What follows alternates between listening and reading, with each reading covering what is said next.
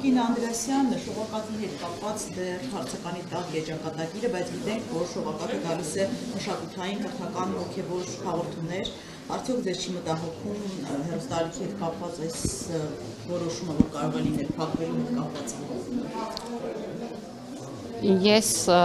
իմ տեղեկությամբ մենք խոսում ենք ոչ թե փակման մասին, այլ խոսում ենք մրցութային գործընթացով նման բովանդակություն ստանալու մասին եւ կարծում եմ, որ այստեղ բուն բովանդակության փաստը ամենևին վտանգված չի, որովհետեւ բովանդակությունը շարունակելու է մնալ կրթական, մշակութային, հոգեվոր փոխվում է եղանակը, ինչպես ստանալ այդ բովանդակությունը, դա արվելու է մրցութային եղանակով, այնպես որ չեմ կարծում, որ այստեղ կրթական եւ մշակութային բովանդակության տեսանկյունից որևէ վտանգ կունենանք, եւ գիտեք, մի բան էլ կուզեմ ասել, հատկապես որպես կրթության նախարար,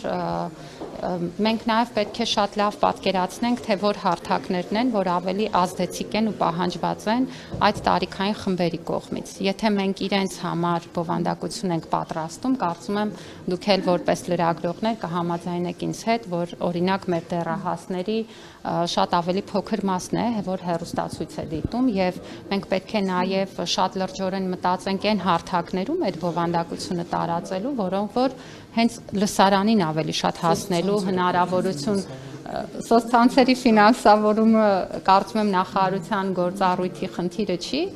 մենք կարող ենք բովանդակության ֆինանսավորում ունենալ, բայց տարածման հարթակները դրանք առանձին մարքեթինգային ռազմավարություն են պահանջում, որպեսզի իսկապես թիրախային հենց այն լսարանին հասնեն, որին որ մենք ուզում ենք հասնել։ Տիկին նախարարինեք, դուք արդյունավետ համարում եք շողակաթի բովանդակությունը, թե ոչ, այն մասով ինչ որ պետությունը մասնակցություն ունի։ Գիտեք, ես չեմ կարող ինձ իրավունք վերապահել որևէ գնահատական տալ, որովհետև դրա համար պետք է առնվազն օրինակ վերջին տարիներին հետևեի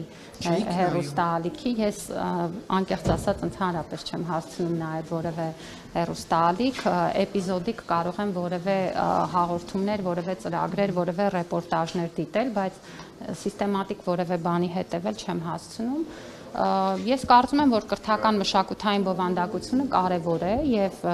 կարծում եմ, որ կառավարությունը վերջին շրջանում նաեւ քայլեր է ձեռնարկել այդ ուղղությամբ, օրինակ հանրօգուտ մեդիա միջավայր հիմնադրամի ձևավորումը եւ համապատասխան դրամաշնորհների տրամադրումը կարևոր քայլ եմ համարում, որպեսզի այդ բովանդակությունը խթանենք։ Մի հարց Տիկին Անդրեասյան, ձեր բացատրությունները հասկանալի են։ Դիտումների հետ կապված կոնտենտի գուցե ավելի լավ հարթակներ տեղափոխելու, որ ավելի շատ տարածվի կրթական մշակութային այդ հաղորդումները, բայց տեսեք, այդ թեման շողակաթին հանրային վերածակման հնարավորություն զրկելու 1 տարի առաջ այստեղ ակտիվ քննարկվեց, ամեն դեպքում հրապարակային,